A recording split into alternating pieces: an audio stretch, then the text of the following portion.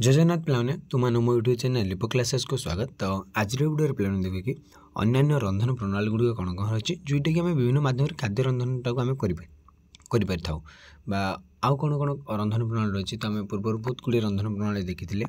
तो बर्तमान देखा तो प्रथम देखिए जल माध्यम वाटर आज ए मीडियम माने आम जल माध्यम आम रंधन कर बाष्प माध्यम तेल बा घी माध्यम उत्तप्त वायु माध्यम माइक्रोवेव रंधन और सूर्य रश्मि रंधन। तो आम तो विभिन्न प्रकार रंधन देखिए जमी आम रोस्टिंग बा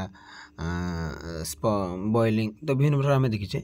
तो यही गुड़िक माने गुड़िक गोटे गोटे माध्यम आम कौन कर खाद्य रंधन कर जोटा कि धीरे धीरे आम जानवे। तो जो 6 प्रकार रही माने गुड़िक व्यवहार हो न था है। तो स्टीमिंगटा होता है माने जो बाष्प माध्यम अधिक होता है बट ये जो वाटर कि स्टीम तो जहाँ जहाँ रहा गुड़िक एगुड़ विषय आम ए आलोचना करवा। तो देख जल मध्यम रंधन तो साधारणतः अधिकांश रंधन प्रणाली जल एक मध्यम रूप व्यवहृत हुए। जेकोसी रंधन कले जेकोसी कार्य कले मुझे जल निहाती भाव में दरकार। जल मध्यम रंधन प्रणाली गुड़ है स्फुटन बा बॉइलिंग कला से जलटा हूँ मुख्य। जल ना आम बॉइलिंग कर ना मृदुताप सिद्ध करवा अल्प जल सिद्ध करवा बा स्टुईंग एंड रुद्ध पात्र सिद्ध करवा। तो ये जो गुड़िक है सीटा जल मध्यम आम कौन कर रंधन कर। तो केते खाद्य रंधन निम्ते 2 ବା 3टी प्रणाली व्यवहार कर केतर खाद्यपाई 2 ରୁ 3ଟି प्रणाली व्यवहार कर जो रंधन प्रणाली। तो ये समस्त रंधन प्रणाली आद्र उत्ताप प्रयोग द्वारा रंधन कर मैंने उत्ताप प्रयोग द्वारा जब आम हिट नदेबा तो रंधन कार्य केवे हो पार ना। आम जो मध्यम रोषे कले रंधन कले आमको निहाती भाव में उत्तापटा दरकार। जब उत्ताप न मिलला तो आम रंधन करें जमी आमर चुली हो कि गैस रे हो बा जेकोसी जगार आम रोचे। तो आमको प्रथम कौन उत्ताप दरकार। आसला प्रथम देखिए आम स्फुटन गुण बा बॉइलिंग आद्र उत्ताप प्रयोग द्वारा ये उपाय खाद्य रंधन हुए। जो पात्र खाद्य रंधन हुए ता उत्तप्त हेले जल परिवहन द्वारा उत्तप्त हुए। तो आम जमी गैस करुचे आम विभिन्न प्रकार पात्र रखी किसी रोषे करुचे ना। तो जहाँ जहाँ सब पात्र दरकार से रखुचे से कौन माने खाद्य माने जो पनीपरिया कि जहाँ सब दरकार आम रखुचे तापर गैस लगाऊे कि चुली लगाऊे। तो सेटा जिते उत्तप्त हो तापर जाकि कौन से रंधन हुए। ये जलर उत्ताप परिचालन द्वारा खाद्यटा उत्तप्त होता है। ये प्रणाली में जल को उत्तप्त कर कंचा खाद्य पदार्थ पकड़ किसी समय पर्यटन चुली बसले सिद्ध होता है।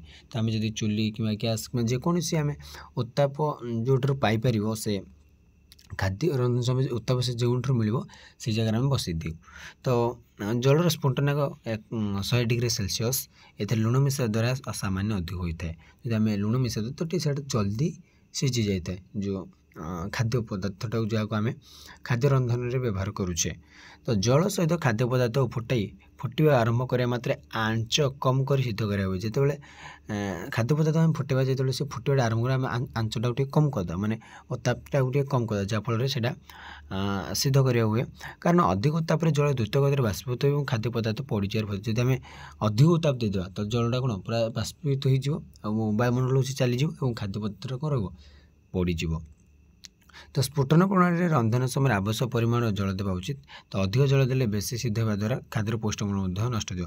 तो आम सठिक जल देवा निहाती कम जल देले कौन हो से बाष्पीभूत हो वायुमंडल चलीज और खाद्यटा कौन हो माने भलसे रही पड़ज और अधिक जल देवा द्वारा खाद्यर पौष्टिकमूल्य नष्ट हो।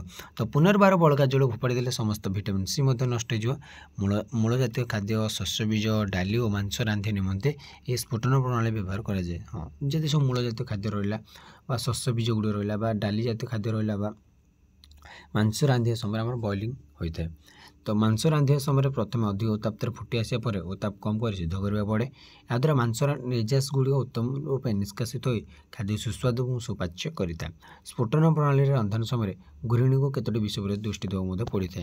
तो माने जे रोषे करती माँ मैंने तो से केतोटी विषय दृष्टि देवाक पड़ी था जो स्फुटन प्रणाली। तो रंधन समय आवश्यक परिमाण जल व्यवहार कराए। अधिक जल ना कि कम जल ना शाग और अन्य पत्र जातीय परिवार यथेष्ट जलीयांश थी अधिक जल देवा आवश्यक ना। तो किसी अधिक जल देवा किसी दरकार ही ना। तो कारण से जलीयांश रही शाग कि अन्य पत्र जातीय जिते सब जमी कोबी जिते सब आम पत्र जातीय खाद्यटा आम व्यवहार कर रंधन समय तो सेगुड़ एत अधिक जल देवा दरकार ना। मूल जातीय परिवा प्रथम ठंडा पानी रे रखी पर गरम कर फुटा जाए। अन्य परिवा गुड़ फुटंता पानी रे लुण मिसे सीधा मैंने जो अन्य परिवा गुड़ी रोचे आम फुटंता पानी किसी लुण पकड़ जहाँफल से सीझीज जल्दी। शुष्क परिवा गुड़ी को फुटंता पानी लुण मिसाई सिद्ध कर सीझा जाए।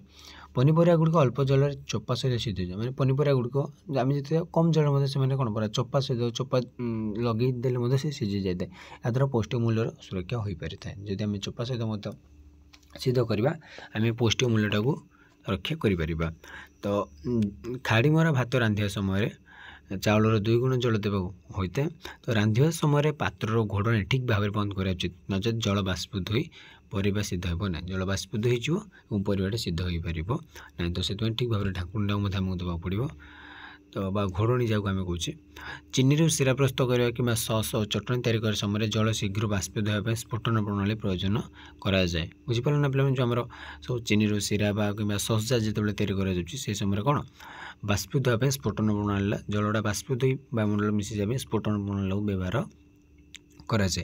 तो तार उपकारिता कौन और तार अपकारिता कौन से विषय देखा। तो स्फुटन प्रणाली रंधन अनेक उपकारिता अच्छी। सिद्ध खाद्य लघुपाक हो शीघ्र हजम मैंने खाद्य हजम मैंने पूरा बहुत स्पीड रही मैंने खाद्य हजम हो। एक सहज और सुविधा रंधन प्रणाली रंधन समय अधिक मनोजोगर आवश्यकता हुए ना। रोगी और वृद्ध लोक प्रणाली सिद्ध खाद्य अत्यंत उपादेय। तो रोगी बा वृद्ध लोक मैंने जो से कौन हजम हो देख जिते एज हो जाए ना पे लोक मैंने खाद्यटा को हजम करते ना से जो हजम प्रक्रिया टी बहुत लेटली हुए डाइजेस्ट सिस्टम हठात कम कैनि। तो से कौन जो टी जल्दी हजम हो से खाद्य दरकार। तो बॉइलिंग करने द्वारा से खाद्यटा टी अधिक सीझी जाए जहाँकि हजम आमको साहाय्य करें। तो तापर आसला अपकारिता। तो स्फुटन प्रणाली अपकारिता गुड़ी गला। तो खाद्य बड़का जल बाहर करदे खाद्यर जो पौष्टिक मूल्य भितर जमी विटामिन सीटा नष्ट हो जाए बड़का जल लगू। खाद्य पदार्थ अत्यधिक सिद्ध हेले खाद्यर आकार परिवर्तन संगे संगे पौष्टिकता ह्रास पाई था। जो खाद्यटा अधिक आम सिद्ध करदे है जो खाद्य पदार्थ आम अत्यधिक सिद्ध करदे खाद्यर आकार परिवर्तन संगे तार पौष्टिकता ह्रास पाई था। माछ मांस अधिक तापर प्रणाली रांधिले यार पुष्टिसार अंश कठिन हुए गुरुपाक होता है गुरुपाक माने हजम असुविधा होता है। तो खाद्यर सुगंध और रंग स्फुटन प्रणाली द्वारा स्फुटन प्रणाली रंधन द्वारा नष्ट हो जाए। अधिक समय उत्ताप प्रयोग कले जल बाष्पीभूत हो पोड़ जावर भय थाए। जदि आम अधिक उत्ताप प्रयोग करवा जलटा बाष्पीभूत हो खाद्य पदार्थटी पोड़ जावर भय रही है। तो तापर आसला मृदु तापर सिद्ध करवा सिमेरिंग स्फुटनांकर कम तापर अर्थात 85 डिग्री सेल्सियस 90 डिग्री सेल्सियस रंधन को सिमेरिंग बा मृदु ताप रंधन बोली कहुए। तो स्फुटनांकर कम जमी स्फुटनाटा 100 थी 100 डिग्री सेल्सियस थी और जदि 50 कि 90 है तक आम कह मृदु ताप बा सिमेरिंग। ए खाद्य पदार्थ ठीक फुटी आसा उत्ताप कम कर दिगले धीरे जाल में सिद्ध होगा पर्यंत रंधन कराए। तो दुग्ध प्रयोग विभिन्न रंधन जता खीरी दही कढ़ी इत्यादि यही प्रणाली सब सब दुग्ध जातीय खाद्य जो रंधन करमती खीरी दही कढ़ी तो युड़ से सिमेरिंग प्रणाली व्यवहार कराए। सूप उपाय प्रस्तुत होता है। मांस रांधिया समय यही प्रणाली प्रयोग कले अधिक सुस्वादु होता है। तो तापर आसला अल्प जल सिद्ध करवा स्टुइंग। तो कम जल देख प्रथम है आमर बॉइलिंग तापर आसला सिमरिंग तापर आसला स्टुइंग। तो यह जल माध्यम रंधन प्रणाली ये जलर बहुत आवश्यकता रही है। अल्प जल में खाद्य धीरे जाल में अधिक समय पर्यंत रंधन करे माने कौन अल्प जल और अल्प जाल अधिक जाल देते कौन अधिक जाल से जो प्रणाली कर पे अधिक जल दे द्वारा से कौन जलटा पूरा बाष्पीभूत हो वायुमंडल मिसे खाद्य पदार्थ पड़ जाए। तो से अधिक जल नुह कम जल और कम जाल दि जाए। अल्प जल व्यवहार कर पात्र घोड़े रंधन कराए। खाद्य जल अधा बुड़ी रोथार जलर उपर अंश बाष्प सिद्ध होता है अधा जल मध्यम सिद्ध हुए गोटे खाद्य पदार्थ खाद्य पदार्थर अधा अंशटी बाष्प मध्यम से सिद्धि जाए। तो यही रंधन प्रणाली पनीपरिया गुड़ी को छोट खंड काटे अल्प जल सिद्ध कले सुविधा सिझी जाए। मांसर निर्गत जिलाटिन नामक एक प्रकार अठालिया पदार्थ रंधन जल द्रवीभूत हो खाद्य सुस्वादु सुगंधित करें। तापर आसला पे उपकारिता कौन कौन। तो आमर जो कार कहल माने स्टीमिंग तो रंधन में अधिक मनोजोगर आवश्यकता होती यही समय है। तो मांस डाली कि शुष्क परिवा सिद्ध करने द्वारा तंतु सहज नरम हो जाए और हजम हो जाए। ଖାଦ୍ୟର ପୌଷ୍ଟିକ ଗୁଣ ଗନ୍ଧ ଇତ୍ୟାଦି ସଂରକ୍ଷିତ ରହିବାରୁ ଖାଦ୍ୟ ସୁସ୍ୱାଦୁ ହୋଇଯାଇଥାଏ ଏବଂ ଖାଦ୍ୟର ଯେଉଁ ପୌଷ୍ଟିକ ମୂଲ୍ୟଟା ସୁରକ୍ଷିତ ରହିଥିବାରୁ ରୋଗୀମାନଙ୍କ ପାଇଁ ଏଇଟା ଗୋଟେ ଉପାଦେୟ ଖାଦ୍ୟ ପାଲଟି ଯାଇଥାଏ। ମାନେ ଏହି ପ୍ରଣାଳୀରେ ରନ୍ଧନ ଖାଦ୍ୟ ସୌପାଚ୍ୟ ଏବଂ ପୁଷ୍ଟିକର, ତେଣୁ ବୃଦ୍ଧମାନେ ଅବଶ୍ୟ ଉପଯୋଗୀ। ମାନେ କ'ଣ, ବୃଦ୍ଧ ଲୋକ ରୋଗୀ ଲୋକମାନେ ବହୁତ ଭଲ, କାରଣ ଏଇଟା ହଜମ ହୋଇଯିବ, ଜଲ୍ଦି ହଜମ ହୋଇଯିବ, ଯେଉଁଟାକି ବହୁତ ଭଲ ଗୋଟେ ବୃଦ୍ଧ ଲୋକ ବା ଗୋଟେ ରୋଗୀ ଲୋକମାନଙ୍କ ପାଇଁ। ଏଥିରେ ପୁଷ୍ଟିସାର ଅଧିକ କଠିନ ହୋଇ ନରମ ହୋଇଯାଇଥାଏ। ଏଇ ଯେଉଁ ପୁଷ୍ଟିସାରଟା ଅଧିକ କଠିନ ନ ହୋଇ ନରମ ହୋଇଯାଇଥାଏ। ତ ତା'ର ଅପକାରିତା କ'ଣ ନା, ଧୀର ଜାଳରେ ଅଧିକ ସମୟ ସିଧା ହେବା ଦ୍ୱାରା ଭିଟାମିନ୍ ସିଟା ନଷ୍ଟ ହୋଇଯାଇଥାଏ ଏବଂ ତେଲ ମସଲାର ପ୍ରୟୋଗ କମ୍ ଥିବାରୁ ଅନେକ ସମୟରେ ସେଇଟା ଆକର୍ଷକ ଏବଂ ସୁସ୍ୱାଦୁ ଲାଗି ନଥାଏ ଷ୍ଟିମିଂ ପ୍ରଣାଳୀରେ। ତାପରେ ଆସିଲା ରୁଦ୍ଧ ପାତ୍ରରେ ସିଦ୍ଧ କରିବା, ବ୍ରେଜିଂ। ଏହା ଦୁଇଟି ରନ୍ଧନ ପ୍ରଣାଳୀର ସମ୍ମିଶ୍ରଣ, ରୋଷ୍ଟିଂ ଏବଂ ଷ୍ଟିଂ। ରୋଷ୍ଟିଂ ଏବଂ ଯଦି ଷ୍ଟିଂ ମିଶିଲେ ସେ ହେଇଗଲା ବ୍ରେଜିଂ। ତ ସାଧାରଣତଃ ପ୍ରତ୍ୟେକ ଘରରେ ଏହି ପ୍ରଣାଳୀରେ ରନ୍ଧନ କରାଯାଏ। ତ ବିଭିନ୍ନ ପନିପରିବା କିମ୍ବା ମାଂସକୁ ପ୍ରଥମେ ଅଳ୍ପ ତେଲରେ କଷି ଦିଆଯାଏ, ପରେ ଜଳ ଦେଇ ପାତ୍ରରେ ଭଲ ଭାବରେ ଘୋଡ଼େଇ ଧୀର ଜାଳରେ ସେଟାକୁ ସିଦ୍ଧ କରାଯାଏ। ତ ଏହି ରନ୍ଧନ ପ୍ରଣାଳୀରେ ଖାଦ୍ୟର ପୌଷ୍ଟିକ ମୂଲ୍ୟ ନଷ୍ଟ ହୁଏ ନାହିଁ, କାରଣ ଜଳୀୟ ଅଂଶ ଖାଦ୍ୟ ମଧ୍ୟରେ। ତ ଏଇ ଯେଉଁ ପ୍ରଣାଳୀ ବା ବ୍ରେଜିଂ ପ୍ରଣାଳୀରେ ଆମର ଟୋଟାଲି ନ୍ୟୁଟ୍ରିସନ୍ ଭ୍ୟାଲୁ ବା ପୌଷ୍ଟିକ ମୂଲ୍ୟ ଜମାରୁ ନଷ୍ଟ ହୁଏନି ଏବଂ ଜଳୀୟ ଅଂଶଟା କ'ଣ ଖାଦ୍ୟ ମଧ୍ୟରେ ହିଁ ରହିଥାଏ।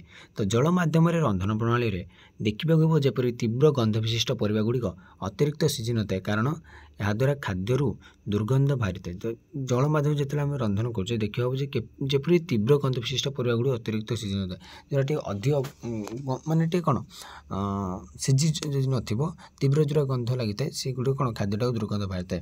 ଅତ୍ୟଧିକ ସିଦ୍ଧ ହୋଇଗଲେ କେତେକ ଖାଦ୍ୟ ରଙ୍ଗ ଏବଂ ଆକାର ମଧ୍ୟ ପରିବର୍ତ୍ତନ ଥାଏ। ଯଦି ଅତ୍ୟଧିକ ସିଝିଗଲା ତାହେଲେ ଖାଦ୍ୟର ରଙ୍ଗ ଏବଂ ଆକାରରେ ମଧ୍ୟ ପରିବର୍ତ୍ତନ ଦେଖାଦେବ।